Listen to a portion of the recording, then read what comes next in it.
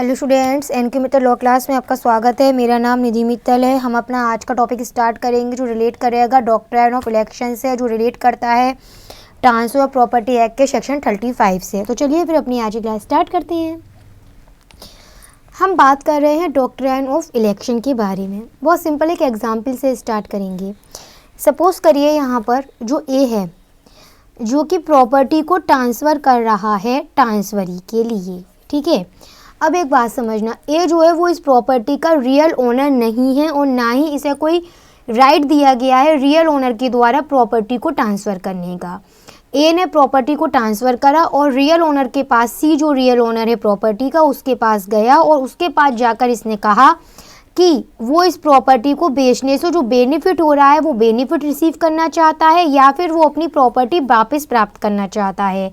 ये इलेक्ट करने का राइट यहाँ पर रियल ओनर को दिया गया है। इसे कहते हैं doctrine of election, where a person profess to transfer property which he has no right to transfer and as a part of the same transaction, एक ही ट्रांजेक्शन में होना चाहिए ये, confer any benefit on the owner of property, such owner must elect either to confirm such transfer or distance from it। यहाँ पर जो property का रियल ओनर है उसके पास अब यहाँ पे राइट दिया गया है कि वो उस प्रॉपर्टी को स्वीकार करना चाहता है, अपने बेनिफिट को लेना चाहता है या फिर प्रॉपर्टी को वापस प्राप्त करना चाहता है। इसका लीडिंग केस आपको देखने को मिलेगा। भाऊराम वर्सेस बैजनाथ का जो केस है वो इसका लीडिंग केस इस संबंध में माना गया है। इस संबंध में एक बात याद रखना, डॉक्ट्राइन ऑफ इलेक्शन के अंतर्गत कि जो बेनिफिट दिया जा रहा है ना वो डायरेक्टली उस ओनर को ही दिया जाएगा। जैसे कि अगर हम बात करें इसमें, अगर ए है उसने प्रॉपर्टी का ट्रांसफ़र करा, उसने प्रॉपर्टी का यहाँ पर ट्रांसफ़र करा सी के लिए, ठीक है। जो बी इस प्रॉपर्टी का रियल ओनर है उसके पास उसने जाकर कहा कि वो बेनिफिट लेना चाहता है या फिर प्रॉपर्टी। पर एक बात याद रखना, यहाँ पर इस केस में क्या करा इसने यहाँ पर जो बेनिफिट था ना प्रॉपर्टी का बेचने का जो बेनिफिट था वो बेनिफिट इसने डायरेक्टली जाकर ओनर को नहीं दिया, बल्कि वो बेनिफिट इसने उसके बेटे को दिया है। जबकि अभी हमने क्या पढ़ा था, a person taking no benefit directly under transaction but deriving benefit under it indirectly need not elect. यहाँ पर वो बेनिफिट उसने उसके बेटे को दिया था, डायरेक्टली उसने रियल ओनर को नहीं दिया था। ऐसे में जो बी होगा, जो रियल ओनर ऑफ प्रॉपर्टी होगा, उसको ज़रूरी नहीं है कि अब वो यहाँ पर इलेक्ट करे, डॉक्ट्राइन ऑफ इलेक्शन को वो यहाँ पर प्रयोग करे, ये उसके ज़रूरी नहीं है।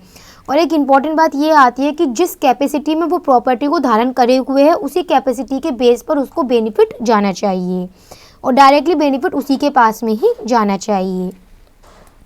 जनरल स्पीकिंग अभी तक हमने यह जाना है यहाँ पर कि जो प्रॉपर्टी का ओनर होता है उसके पास ये राइट आता है, उसको ये इलेक्ट करना होता है कि वो प्रॉपर्टी चाहता है या प्रॉपर्टी को बेचने से या फिर प्रॉपर्टी को ट्रांसफ़र करने से जो भी उसे बेनिफिट हो रहा है वो उस बेनिफिट को रिसीव करना चाहता है। ये उसके ऊपर डिपेंड करता है।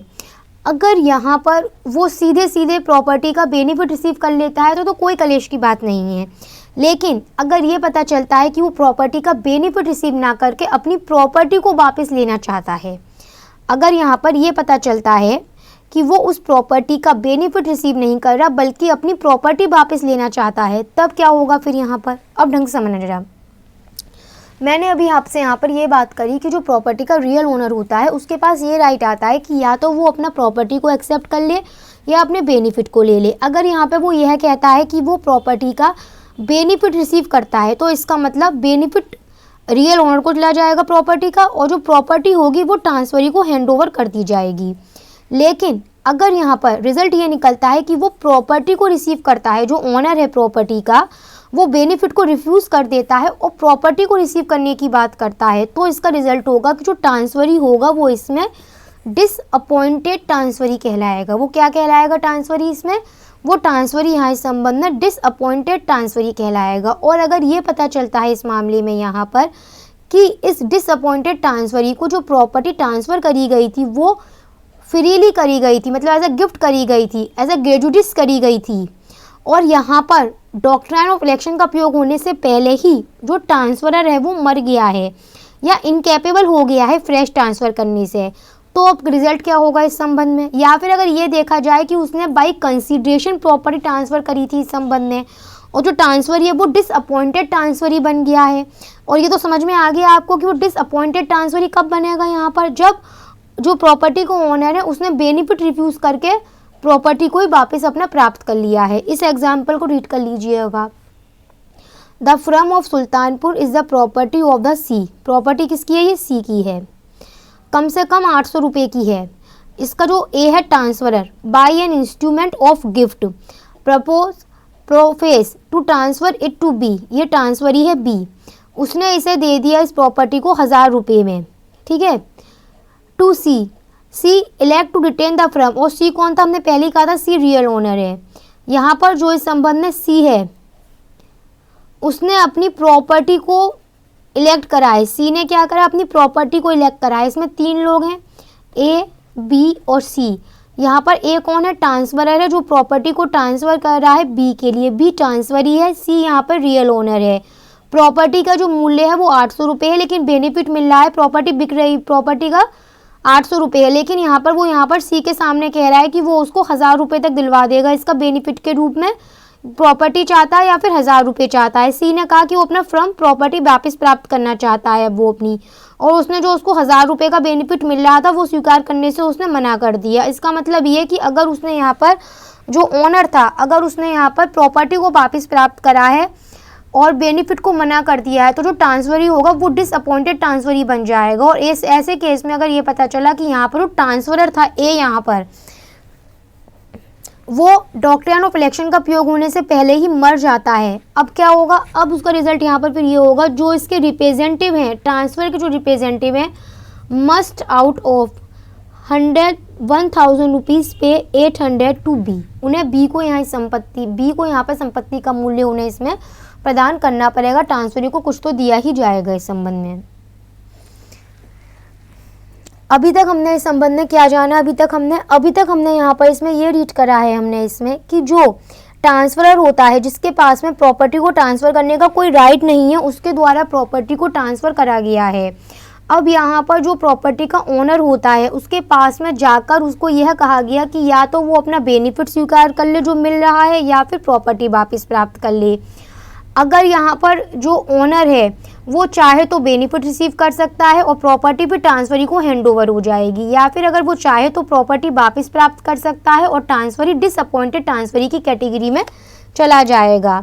लेकिन इसी के साथ में फिर हमें कुछ और बातें भी इसमें याद रखनी पड़ेंगी। हमें इसमें यह भी देखना पड़ेगा कि अगर जो प्रॉपर्टी का ओनर है, जब उससे कहा गया है कि उसको बेनिफिट या प्रॉपर्टी में से किसको एक को इलेक्ट करना है वो ये बता दे, लेकिन ना तो वो इलेक्ट कर रहा है और ना ही वो रिफ्यूज़ कर रहा है, और ऐसा करते हुए कम से कम 1 साल से ज़्यादा का समय बीत चुका है, तब यहाँ पर जो ट्रांसफरर होगा या फिर उसके जो लीगल रिप्रेजेंटेटिव होंगे वो यहाँ पर इस प्रॉपर्टी के ओनर से बात करेंगे और उससे कहेंगे कि वो अपने जो राइट ऑफ इलेक्शन है, उसका इलेक्ट करने का राइट है, वो उसका प्रयोग करे और वो बताए कि वो प्रॉपर्टी चाहता है या बेनिफिट चाहता है। लेकिन अगर यहाँ पर जो ओनर है प्रॉपर्टी का, वो एक रीज़नेबल टाइम के बाद भी, एक रीज़नेबल टाइम दिए जाने के बाद भी अगर वो इस संबंध में कोई बात नहीं कहता, ना वो इलेक्ट करता है ना ही वो रिफ्यूज़ कर रहा है, तो फिर उस रीज़नेबल टाइम के बीत जाने के बाद में ये मान लिया जाएगा कि उसने उस बेनिफिट को एक्सेप्ट कर लिया है और प्रॉपर्टी ट्रांसफरी को ट्रांसफ़र कर दी जाएगी। वहीं पर इस संबंध में आपको इसमें यह भी याद रखना होगा कि अगर जो ओनर है प्रॉपर्टी का, उसको बेनिफिट के अलावा भी कुछ और मिल रहा है जो कि अलग है बेनिफिट से। एग्जाम्पल समझो, यहाँ पर जो ट्रांसफरर है ए, उसने प्रॉपर्टी को ट्रांसफ़र करा बी के लिए, और जो ओनर है प्रॉपर्टी का सी, उसको एज अ बेनिफिट उसने एक मकान दिया है और 500 रुपये अलग से दिए हैं। ये 500 रुपये अलग हैं उस ट्रांजेक्शन से। यहाँ पर जो सी है उसके द्वारा अपनी प्रॉपर्टी को ही इलेक्ट करा गया है और बेनिफिट को मना कर दिया गया है, लेकिन जो 500 रुपये उसने अलग से रिसीव कर लिए थे वो उनको वापस करने के लिए बाउंड नहीं है, क्योंकि वहाँ वो उससे अलग से थे, इस वजह से। और इसी के साथ यहाँ पर इसमें ये याद रखना कि जो बेनिफिट उसको दिया गया है, जो बेनिफिट यहाँ पर ओनर को दिया गया है, अगर उसने लगातार 2 साल तक उस बेनिफिट का प्रयोग कर लिया है, ठीक है, या फिर आप कह सकते हैं कि उसने बेनिफिट का इस तरह से प्रयोग करा है कि अब वो बेनिफिट अपने ओरिजिनल फॉर्मेट में नहीं आ सकता है, तो ये माना जाएगा कि उसने बेनिफिट को एक्सेप्ट कर लिया है और प्रॉपर्टी ट्रांसफरी को ट्रांसफ़र कर दी जाएगी। एग्जाम्पल आप समझ सकते हैं इसमें कि जो यहाँ पर ए है ट्रांसफरर है, उसने जो प्रॉपर्टी थी वो उसने बी को ट्रांसफरी को ट्रांसफ़र कर दी। ए जो है वो बेनिफिट लेकर यहाँ पर गया। बेनिफिट क्या था? यहाँ पर जो प्रॉपर्टी का ओनर था सी, उसने मना नहीं करा डायरेक्टली और ना उसने हाँ करा है, लेकिन उसने उस जो बेनिफिट उसको मिला था वो आसानी से उस बेनिफिट को प्रयोग कर रहा है, या फिर उस बेनिफिट को वो आराम से प्रयोग कर रहा है, तो ये माना जाएगा कि उसने उस बेनिफिट को एक्सेप्ट कर लिया है इस संबंध में, और प्रॉपर्टी जो है वो वापस ट्रांसफरी के पास में हैंड ओवर कर दी जाएगी। अब तो इसके तहत ही आज हमने यहाँ पर डॉक्ट्रिन ऑफ इलेक्शन, जो एक मोस्ट इंपॉर्टेंट टॉपिक माना जाता है ट्रांसफर प्रॉपर्टी एक्ट का, जहाँ तक मैं समझ सकी मैंने आपको वहाँ तक उसे एक्सप्लेन करा है। और इसी के साथ अपनी ये क्लास यहाँ पर हम कंप्लीट करते हैं।